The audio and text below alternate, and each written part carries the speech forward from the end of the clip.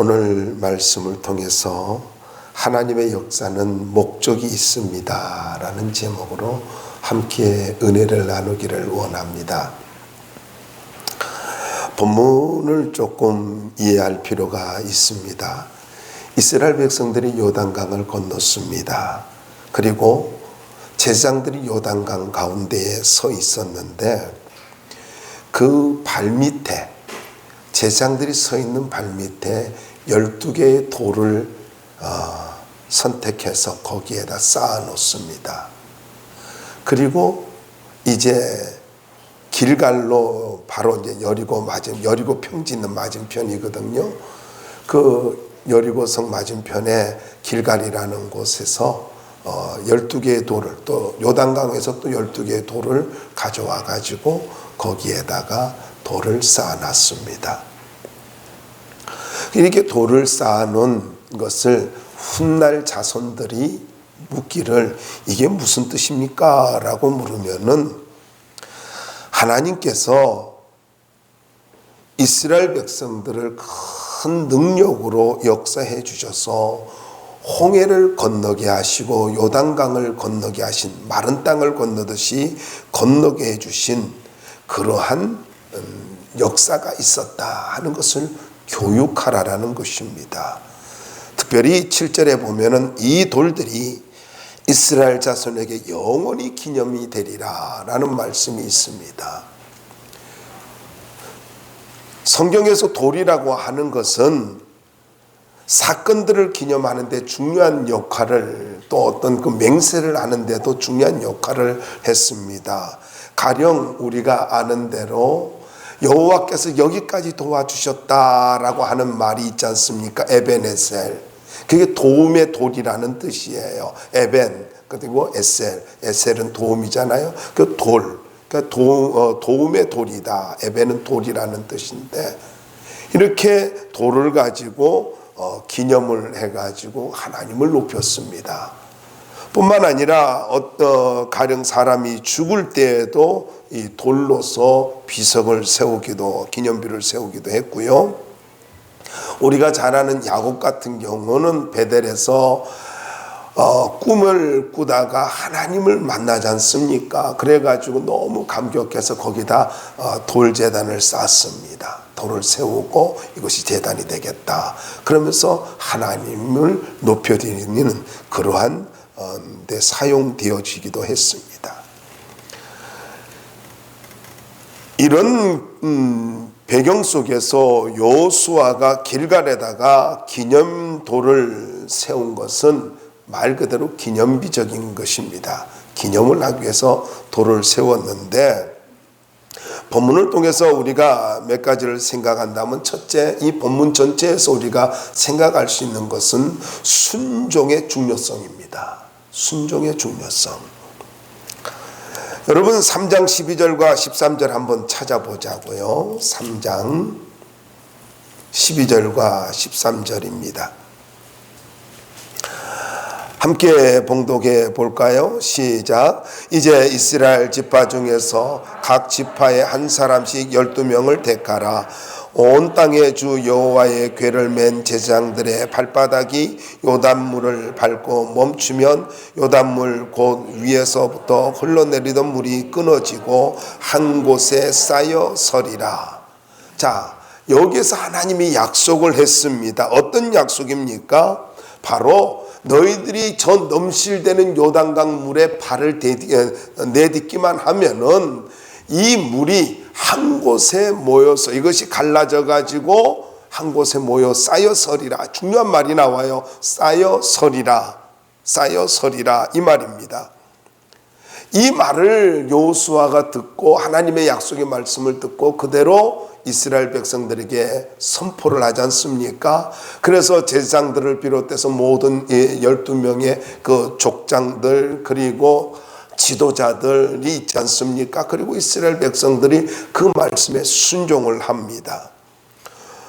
순종을 해가지고 이제 그 하나님 말씀에 순종을 해서 넘실대는 그 요단강 물에 발을 내딛었을 때에, 그럴 때에 어떤 일이 일어났습니까? 말씀 그대로 기적이 일어나지 않습니까? 그런데 우리가 생각하는 것, 그 요단강이 이렇게 갈라졌다라는 말이 아니에요. 지난주에 말씀을 드린 것처럼 사르단이라고 하는 곳까지 올라갔는데, 이 사르단이라고 하는 곳은 약 20km란 말이에요. 그리고 그 사르단 위에가 야복강이 있어요. 야복강 바로 미처 못 가서 그 아담읍이라고 하는데 거기까지 물이 올라가서 쌓였었대요. 그러니까 25km란 말이에요. 여러분 한번 생각해 보세요. 물은 끊어져서 내려가면서 저 아래까지 내려가 버렸어요. 물은 흘러가니까요.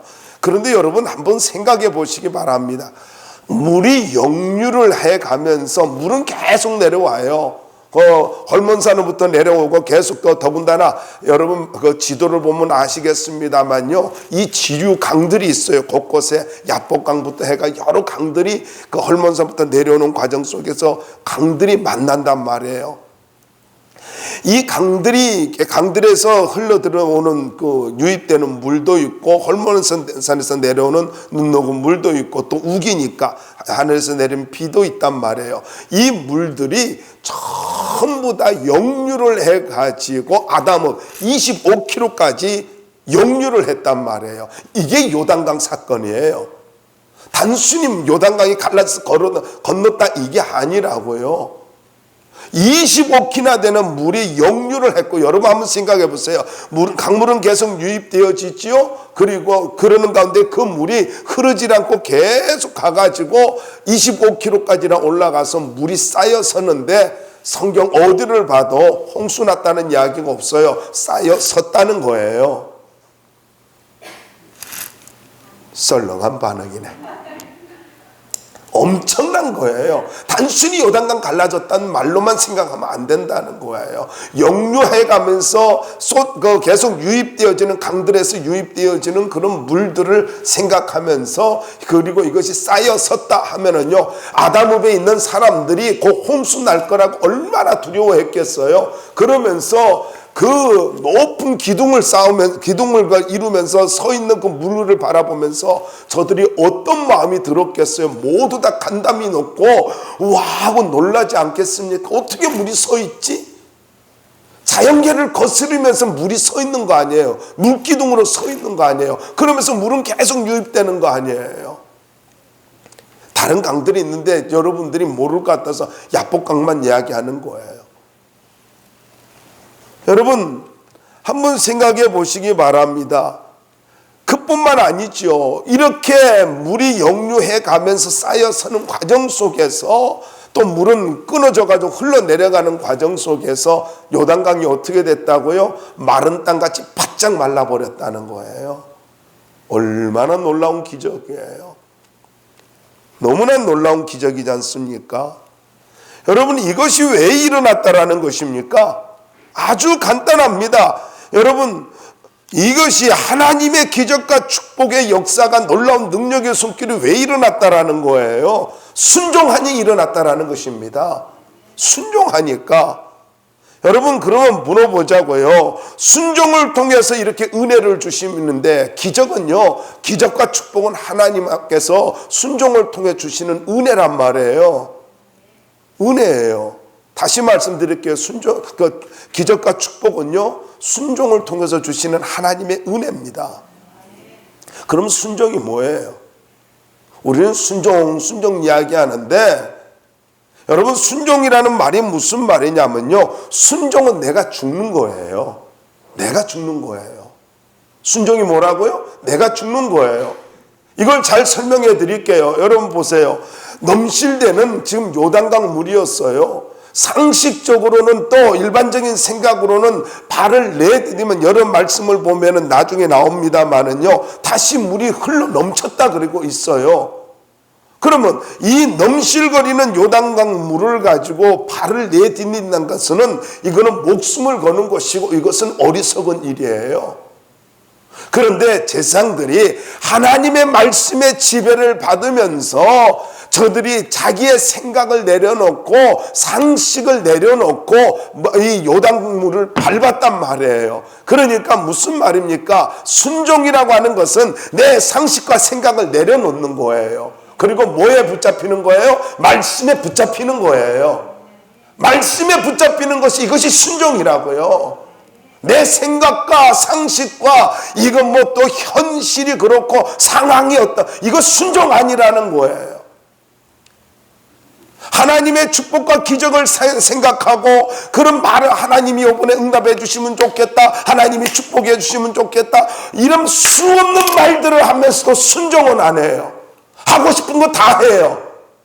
그게 무슨 순종이냐고요. 내 생각 내려놓고 내 상식 내려놓는 거예요. 그리고 목숨 거는 거예요. 거기에 기적이 있는 것입니다. 다시 말씀을 드립니다. 여러분, 내 생각과 상식을 내려놓고 순종할 때에 기적이 일어나고, 그리고 길이 열려지고 생각지도 못했던 그런 기적이 일어날 뿐만 아니라 땅도 바짝 말라버렸잖아요. 길이 열리잖아요. 아니, 물이 넘칠 때 땅이 얼마나 질척거리겠어요. 저는요, 이게 땅이 말랐다는 것을 생각하면서 홍해도 마찬가지였습니다만 너무 하나님이 우리를 세심하게 배려하신다는 게 느껴져요. 아니, 땅에 질척거리고 신발이 젖을까봐 땅까지 쫙 마르게 해주셨잖아요. 하나님은 이렇게까지 우리를 배려해 주시고 사랑해 주신다고요. 여러분, 그러므로 잊지 마시기 바랍니다. 순종할 때 내가 살아납니다. 내가 죽는 것 같죠? 순종하면 내가 죽는 것 같고 손해보는 것 같죠? 아니에요.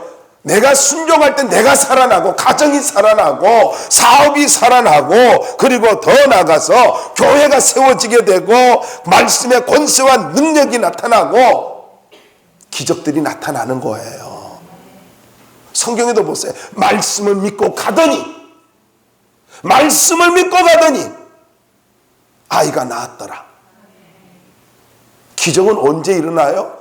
상식으로 아니에요. 상식이 아니라고 자꾸 상식 이야기하고 있는데, 상식을 가지고 무시하고 그런 거 아니에요. 상식은 상식이에요. 그런데 하나님의 기적은 상식으로 되는 게 아니고, 인생의 축복은 상식으로 되는 게 아니더라는 거예요.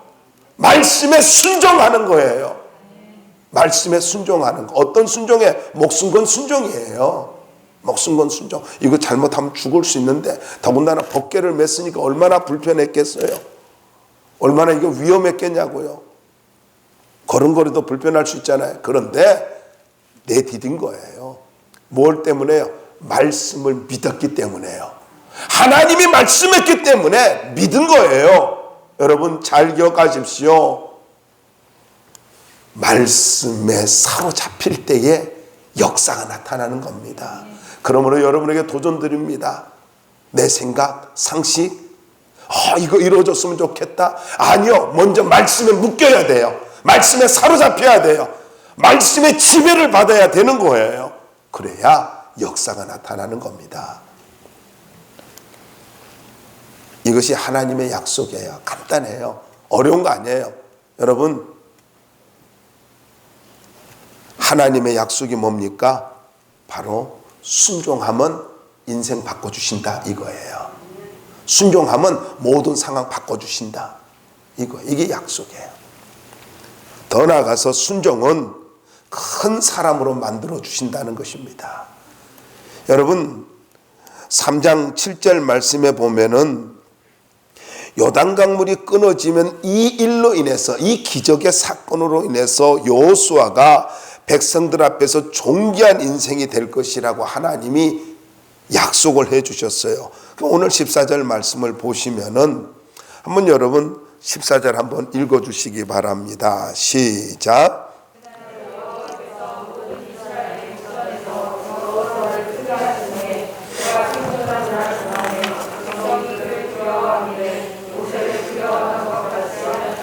네, 여러분 오늘 이 말씀에 보면 크게 하다라는 말이 나오죠. 이 크게 하다라는 말이 무슨 말이냐면은 명예와 인격을 높여준다라는 뜻이에요. 뭐를요? 명예와 인격을 높여주신다. 두 번째로는 자랑스럽게 한다, 이런 뜻이 있어요. 여러분 엄청난 말 아닙니까? 그리고 한 가지 단어를 더 생각해야 되는 게 모세를 두려워하는 것 같이 하였더라. 두려워하기를. 그런데 여기에 두려워하다라는 말은 이 그냥 그 경외심 이런 말도 있습니다만은요, 그 경외심 속에 뭐가 숨겨져 있냐면은 바로 존경하다라는 뜻이 함께 숨어져 있습니다. 그러니까 두려워하다라는 말은 너무나 존경하여서 갖는 그 경외심을 말하는 거예요. 얼마 전까지만 해도 모세의 시종이었습니다. 평생을 모세의 시종으로 2인자로 살아왔습니다. 그런데 하나님께서 어떻게 만들어 주셨어요? 모든 이스라엘 백성들이 보는 가운데 그를 존경하게 만들었고, 그리고 더 나아가서 자랑스럽게 모든 이스라엘 백성들이 여호수아를 자랑스럽게 여겼고, 그를 인격적으로 그리고 그의 위치 지도자로서 존경하게 되었다라는 거예요. 다르게 말할까요? 아주 간단하게 말씀드릴까요?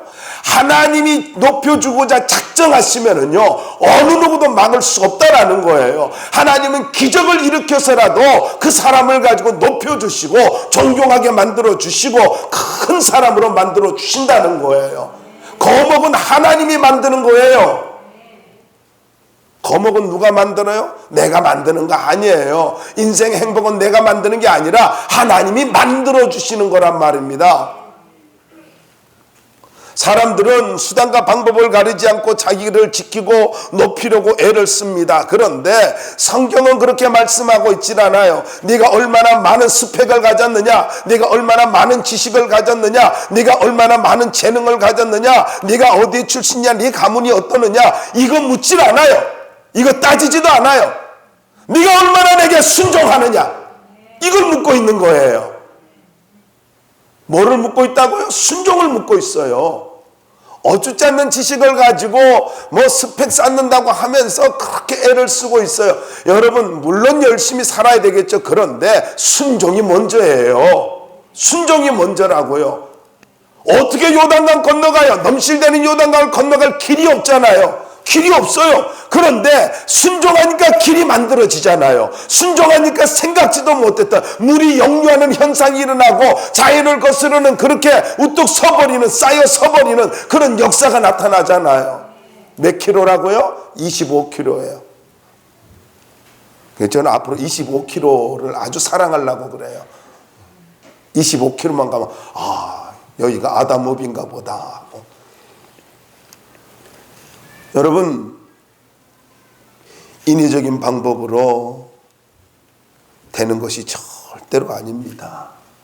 자랑스럽게 여기고 존경한다. 경외심을 갖는 그런 존경, 그리고 그의 인격을 가지고 높여주신다. 정말로 훌륭한 분이라고 그렇게 인정을 하는 거. 여러분 보세요. 자식이 부모, 제자가 스승을,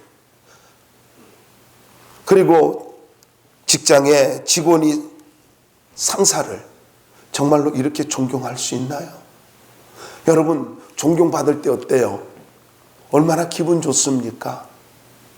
그러면서 성숙한 사람은 자격이 없는데 내가 부끄러운데 이런 생각도 합니다만은, 물어보자고요. 내 힘으로 되는 거 아니잖아요. 이거 쉬운 일 아니잖아요. 그런데 여호수아가 내가 존경받아야지 이렇게 한 것이 아니라는 거예요. 어떻게 했어요? 하나님 말씀 대언하고 순종했더니 하나님이 그렇게 만들어 주시더라는 거예요. 그렇게 만들어 줬어요. 여러분, 인생을 바꾸려고 노력하고 뭔가 누군가를 기대하고 의지하고 그렇게 살려고 하지 말고 하나님 앞에 순종하시기 바랍니다. 하나님이 누구에게 이런 축복 주신다고요? 순종하는 자에게 주신다는 거예요. 순종하는 자에게. 그러므로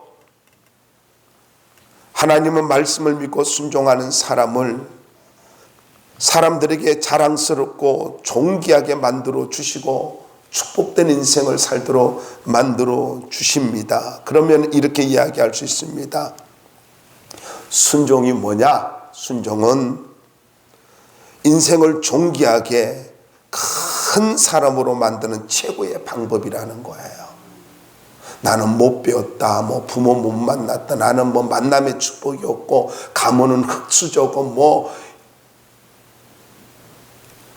여러분, 그런 패배주의자의 변명을 하지 말고 비겁자의 변명을 하지 말아요. 하나님은 어디 계시는 거예요? 당신의 인생에 하나님은 어디 계시냐고요? 할 거 다 하고 놀러 다니고 다 놀러 다니고 믿음은 엉망으로 신앙생활을 하면서 내 인생은 왜 이러냐고요? 좀 심하게 표현할까요? 당신이 스스로 당신 인생 그렇게 만드는 거예요. 자꾸 그렇게. 여러분, 수요일 날에도 말씀드렸지 않습니까? 내가 선택하는 거예요. 내가 자꾸 어둠에 붙잡히는 거예요. 어둠에 붙잡히지 마세요. 어둠에 집에 삼키지 마시라고요. 어둠에 붙잡히는 거예요, 그게. 순종하여서 하나님 앞에 존귀한 인생이 되기를 주의 이름으로 축원합니다. 저는 확실히 믿어요.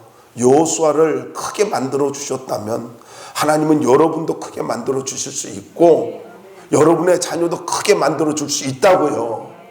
코로나19 저는요 너무 감사하게 생각하고 있어요. 물론 아닌 사람도 있어요. 코로나19 때 특별히 가정에서 비대면으로 예배 드릴 때 저는 내 마음속에 이런 생각이 드는 거예요. 아, 가정이 성전이 되어지는, 그동안에는 가정에서 맨날 텔레비만 보고 있다가 그러다가 가정에서 온라인으로 예배를 드리니까 가정이 성전이 되는 거 아니에요. 얼마나 놀라운 사건입니까? 가정에서 가족이 함께 예배 드린다. 난 참 좋다라고 생각해요. 뭐 계속 되어져서는 안 되겠습니다만은 안 드린 사람은 아닌 거 알지요, 본인이. 자, 다음에 두 번째로는 우리가 생각할 수 있는 게 교육의 중요성입니다. 하나님은 후손들에게 시청각 자료를 통해서 교육을 하라고 말씀하고 있어요. 여러분 6절과 그 22절 말씀에 나와 있는데 먼저 탈무드라는 말을, 탈무드에 있는 것을 좀 소개하고 싶어요. 탈무드에 보면은 소년기에는 부모를 위해서 살고 청년기에는 자신을 위해서 살고 장년기에는 자식을 위해서 산다. 저는 이 말을 참 공감을 해요. 참 공감을 합니다. 나이 들어가면서 공감을 하는데 자식은 우리의 미래고 행복이지 않습니까? 저는 살아오면서 그런 생각이 들어요. 특별히 자식들이 성장을 하면서 10대 때 부모에게 못을 박는 말을 많이 하죠. 그런데 속으로는 어떤 생각해요? 그 말을 들으면서 네가 나중에 철이 들면은 네가 부모한테 얼마나 힘든 말을 했는지 네가 나중에 알 거야. 철이 들면 알 거야 하고 부모는 삭혀버려요. 녹여버려요. 용해를 시켜요. 그리고 자식을 품어요. 그런데 어때요? 나중에 자식들이 크면은 그때 엄마 말 들을 걸 그러잖아요. 그때 엄마 말 들을 걸. 그때 아빠 말 들을 걸. 왜 그래요? 철이 없으니까, 아직 생각이 부족하고 경험이 부족하니까 그럴 수 있단 말이에요. 그런데 성경은 이렇게 말씀하고 있어요. 잠언 22장 6절에 보면은 마땅히 행할 길을 아이에게 가르치라. 그리하면 늙어도 그것을 떠나지 아니하리라.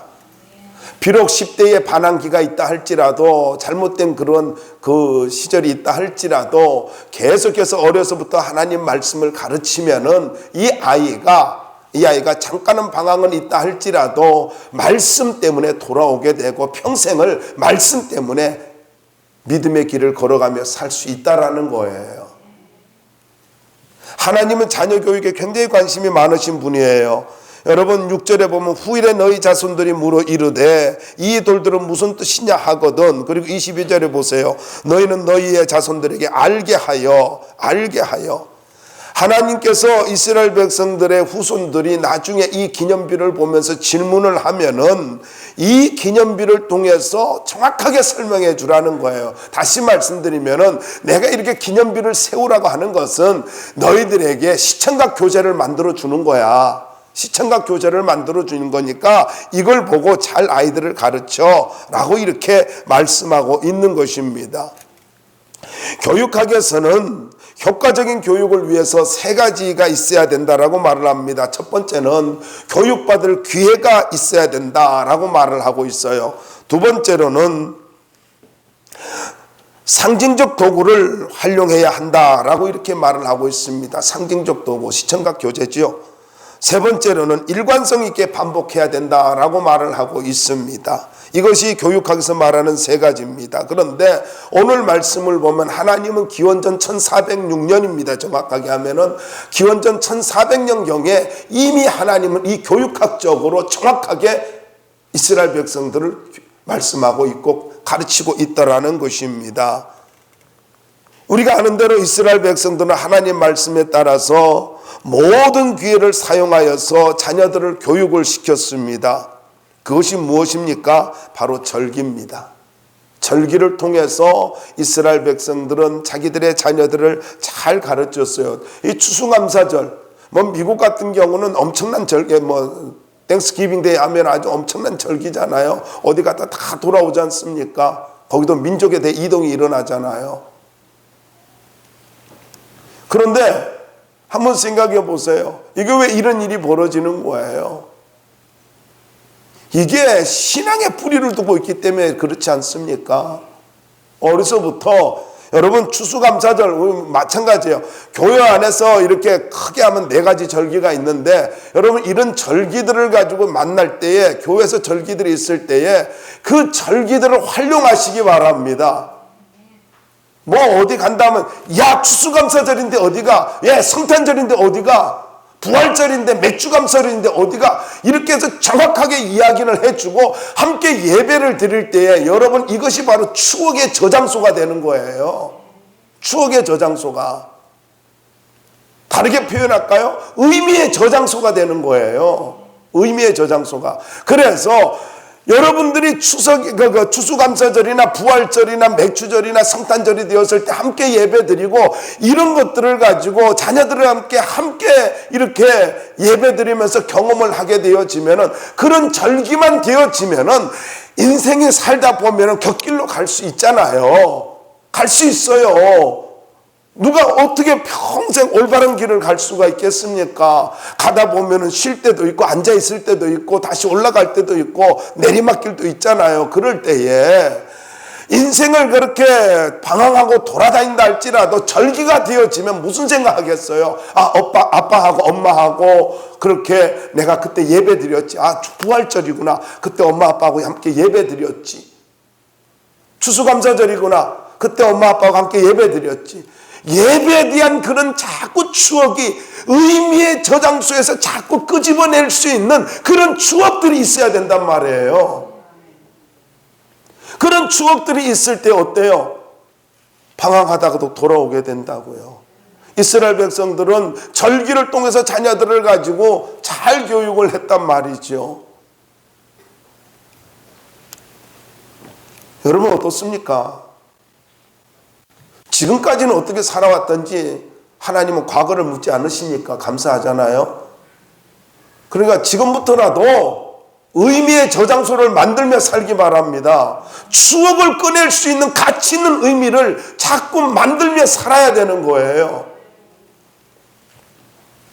더 나아가서 말씀을 보시면은요, 저들은 성경적 도구를 적극적으로 활용한 것을 볼 수가 있습니다. 6절과 7절에 표징이라는 말이 나오다. 이 돌들이 너희들에게 영원한 기념이 되고 그리고 표징이 된다, 이렇게 말을 하고 있단 말이에요. 그러니까 시청각 자료를 가지고 잘 교육하라는 거예요.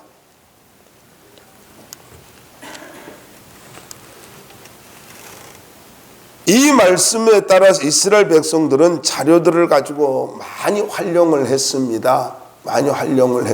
그런데 예수님도 똑같이 이런 모습을 가지고 시청각 자료를 많이 사용하셨어요. 우리가 잘 아시는 대로 공중에 나는 새를 보라 그러잖아요. 그리고 들의 백합화를 보라. 그 외에도 얼마나 많은 때로는 사람을, 때로는 여러 가지들을 통해서 예수님이 교육을 하고 있는 걸 볼 수가 있단 말이죠. 그리고 예수님이 잡히시기 전날 밤에도 빵과 포도주를 사용해 가지고 성만찬식을 하면서 예수님의 죽으심을 가지고 가르쳐 주시면서 영원히 기념하라.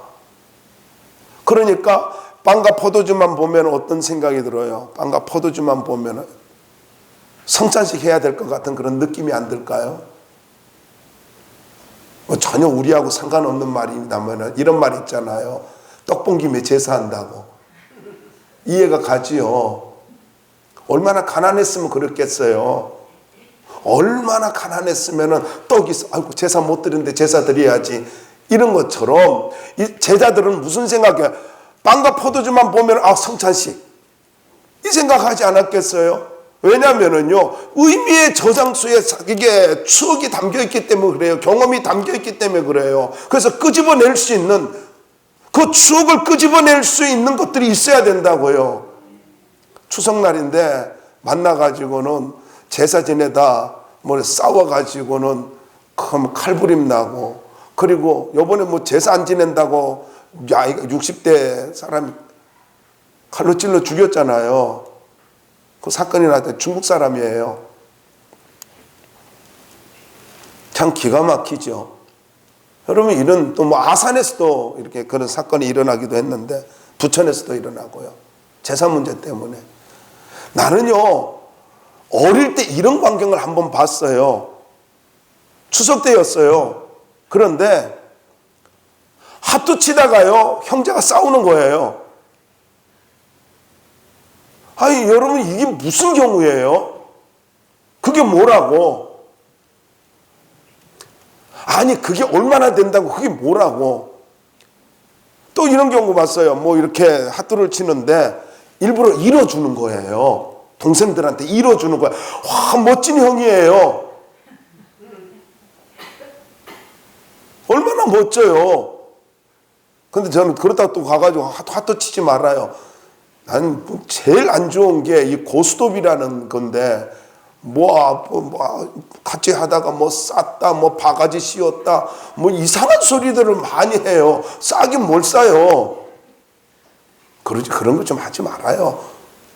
그럴 시간에 좀 성경이나 좀 읽고요. 목사님 맨날 성경밖에 몰라 그래요.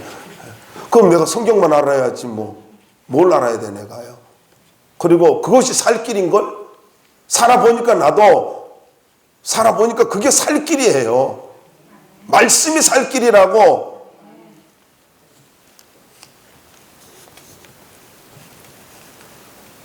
성경은요, 이 교육학에서 말하는 걸 가지고 동일하게 말하는데 일관성 있게 교육을 했다라는 것입니다. 여러분, 사람들의 학설은 변화를 전제로 하고 있습니다. 아무리 훌륭한 학설이라 할지라도 학설은 변화를 전제로 하고 있다라는 거. 언제든지 바뀔 수 있는 게 학설이에요. 더 낫고 더 똑똑한 사람이 있으면은 그것도 새로운 학설을 만들 수 있어요. 그런데 성경은 어저께 한 말이나 오늘 한 말이나 동일해요. 왜요? 하나님의 말씀이니까. 어제나 오늘나 영원토록 불변하신 하나님께서 하신 말씀이기 때문에, 시건치 아니하시기 때문에 하나님이 말씀하시면 변함이 없다고요. 그러면 일관성이 있잖아요. 그럼 뭘로 교육할 거예요? 어찌지 않는 지식으로, 경험으로 교육할 거예요? 아니요. 살아있는 하나님의 말씀으로 자녀들을 교육해야 된다라는 것입니다. 훈련으로 되는 거라고요? 여러분, 저는요, 군 생활을 하면서 그랬어요. 이렇게 군대에 부지런하게 이렇게 딱 규칙적으로 하고 몸도 좋아지고 훈련하고 규칙적으로 밥 먹고 또 근무하고 그러니까 이렇게 나아가서 사회에서 생활하면은 다 성공하겠다 생각이 들었어요. 웬걸요? 제대하니까요, 이런 표현 좀 쓸게요. 말짱 도루묵이에요. 제대 얼마 앞두고는요, 그렇게 게을러질 수가 없어요. 나 없다 그래, 어디 나갔다 그래, 그래가지고 행정실에 가가지고는 이상하게 외출증 끊어가지고 나간다 해놓고는 안 나가요. 어디 가 처박혀가지고 잠만 자고 있어요. 왜 딱히 오라는 데도 없으니까. 훈련으로 된다고요? 아니요. 인생은 훈련으로 되는 것 같아요? 아닙니다. 오로지 하나님의 말씀으로 되는 거예요. 그러므로 일관성 있는 변치 않는 하나님 말씀으로 자녀들을 양육하길 바랍니다. 근데 문제는 이거예요. 내가 말씀에 무식한데, 내가 말씀을 모르는데 어떻게 일관성 있게 하느냐고요. 그 예배라도 똑바로 빠지지 않고 드려야지. 그렇잖아요. 내가 좀 흥분했는 것 같아.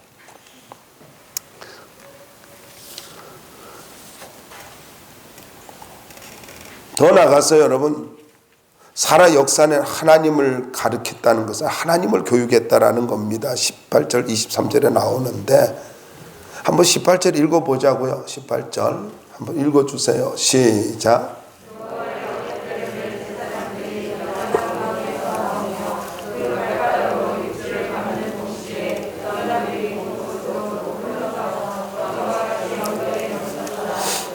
예, 거기에 보면은 전과 같이 언덕에 넘쳤다라 그랬잖아요. 그래 아담 의까지 몇 킬로요? 25킬로예요.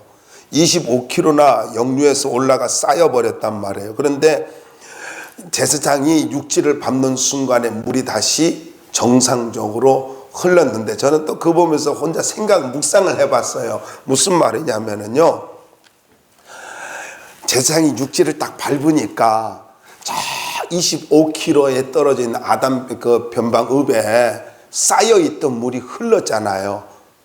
그러면 여러분 어때요? 우리가 아는 대로 물이요, 그 원래대로 자연 법칙에 의하면은요, 이게 쏟아지면서 흘러내려올 거 아니에요. 그러면 아담은 어때요? 아담이라는 동네가요, 물난리 나야 돼요. 근데 그렇지 않았어요. 그대로 흘러내려왔다라는 거예요. 나는 이거 깨닫고 엄청 좋아했는데 생각해봐요. 계속 물이 쌓였던 그 쌓인 물이요, 그대로 쭉 흘러내려오면서 여기에 넘쳤더라 이렇게 표현하고 있잖아요, 요단강에. 근데 홍수나게 하지 않고 그래 그대로 그 세력을 회복하면서 내려오면서 넘실거렸다라는 거예요. 참 놀라운 그런 것인데, 23절 말씀을 보세요. 23절 한번 다시 읽어주세요. 23절 시작.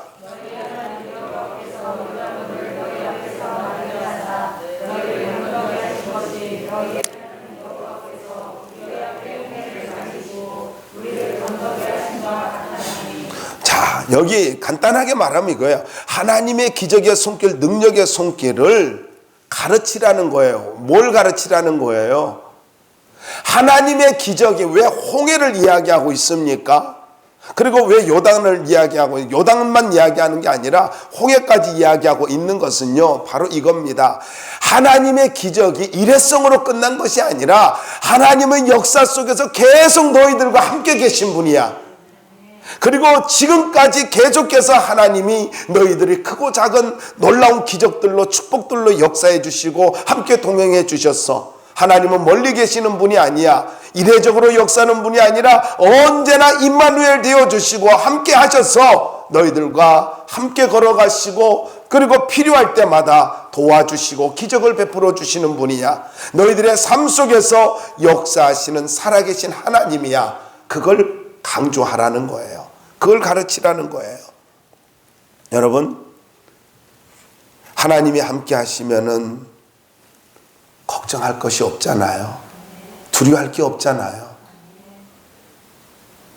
우리는 어때요? 예배 드리고 설교 들을 때는요, 아멘, 그렇게 될 줄로 믿습니다. 아멘, 그래요. 집에 가면 어떻게 해요? 큰일 났네, 어떻게 하면 좋을까? 또 큰일이 나요. 교회 오면 예배 드릴 때는, 말씀 들을 때는 큰일이 없어졌다가 집에 가면 다시 큰일이 생겨요. 걱정이 생겨요. 염려쟁이가 되지 말고 믿음의 사람 되길 바랍니다. 하나님 살아계세요. 내가 순종하면 하나님이 나를 눈동자같이 지켜주실 뿐만 아니라 나를 인도하여 주시고 언제든지 내 인생에 개입하여 주신다는 거예요. 믿으시기를 바랍니다. 하나님께서는 내가 기도하기만 하면은 언제나 하나님이 내 기도 들어주시려고, 내 인생에 개입하시려고 준비하고 계시는 분, 그 하나님을 의지할 수 있기를 바랍니다. 다시 말씀드리면 이렇게 이야기할 수 있어요. 과거에 역사하신 하나님이 지금도 역사하신다. 이런 확신을 갖고 분명한 믿음을 갖고 살 수 있기를 바랍니다.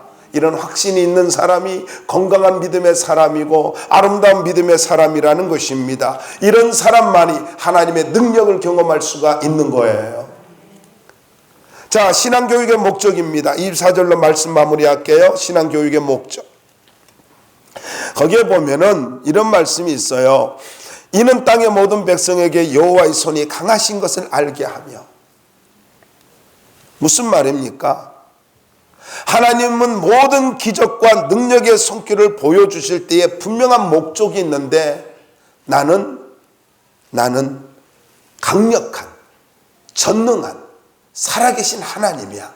너희들이 이것을 좀 알았으면 좋겠어. 이거예요. 기적의 목적, 축복의 목적이 뭐라고요? 나는 너를 언제든지 도와주실 수 있는 살아있는 하나님이야. 이거 좀 알았으면 좋겠어. 인식의 변화를 하라는 거예요. 인식의 변화. 좀 알라는 거예요. 하나님의 요구예요. 축복의 목적, 기적의 목적, 능력의 목적, 하나님의 역사의 목적이 뭐라고요? 나 좀 알았으면 좋겠어. 좀 제대로 알았으면 좋겠어. 이거예요. 두 번째 목적이 있습니다. 24절 후반절에 볼 것 같으면은 너희가 너희 하나님 여호와를 항상 경외하게 하려 하심이라. 항상 여호와를 경외하도록 하기 위해서. 여러분, 항상 하나님을 경외한다는 게 뭐예요? 간단해요. 항상 하나님 앞에 예배하며 살도록 하기 위함이라는 거예요. 항상. 교육의 목적은, 여기 기적의 목적은 예배에 있다라는 거예요. 예배에 있다. 여러분, 그래서 우리가 하나님 앞에 예배 드리는 일에 게을리하면 안 되고 예배를 소홀히 하면 안 된다는 겁니다. 언제나 내 인생에 개입하시고 기적을 베풀어 주실 수 있는 살아계신 하나님 앞에 늘 믿음으로 깨어 있으면서 뭐를 해야 돼요? 예배해야 되는 거예요. 이게 목적이에요. 출애굽의 목적이 뭐예요? 이 산에서 예배하는 것을 통해서 내가 너희들이 하나님됨을 알게 될 것이다. 목적이 뭐예요? 예배예요. 하나님은 예배하는 자들을 찾으신다고요. 그러므로 우리의 삶에 가장 중요한 것이 있어요. 바로 그것은 예배입니다. 예배는 타협되어 줄 수 없는 거예요. 이걸 잊지 말아야 하는 것입니다. 항상 여호와를 경외하라 라는 말은 항상 예배를 드리라. 그럼 이런 말이 됩니다. 예배는 뭐냐? 하나님을 향한 신앙 고백입니다. 예배가 뭐라고요? 예배는 하나님을 향한 신앙 고백이에요. 내가 하나님 믿지 않고 있습니다. 살아계신 하나님 믿습니다. 이 신앙 고백이 예배라고요. 그럼 다르게 표현할게요. 예배가 없는 삶은 신앙 고백이 없는 삶이요. 그 사람 구원받은 사람 아니라는 거예요. 아시겠습니까? 신앙 고백이 없는데 무슨 그 사람이 구원받은 사람이에요. 하나님 자녀 아니에요. 말이 좀 센가요? 근데 사실이에요. 부득이해서 못 드리는 경우를 말하는 게 아니에요. 예배가 없는데 무슨 신앙 고백이에요. 여러분, 저는 여러분들이 요단강에 갈라지듯이 하나님이 여러분의 인생에 개입을 해 주시되 그렇게 세심하게 개입해 주셔서 마른 땅같이 만들어준 것처럼 물을 역류시키고 쌓아버리신 것처럼 하나님이 여러분에게 기적을 베풀어주는 그런 삶을 살 수 있기를 바랍니다. 여러분의 인생을 돌이켜보고 인생을 살고 나서 돌이켜볼 때에 내가 예배의 삶을 통하여 순종의 삶을 통하여 하나님을 너무나 많이 경험했노라고, 하나님을 경험했노라고, 내 인생은 하나님을 경험한 삶이었노라고, 내 인생은 예배의 삶이었노라고 그렇게 고백할 수 있기를 바랍니다.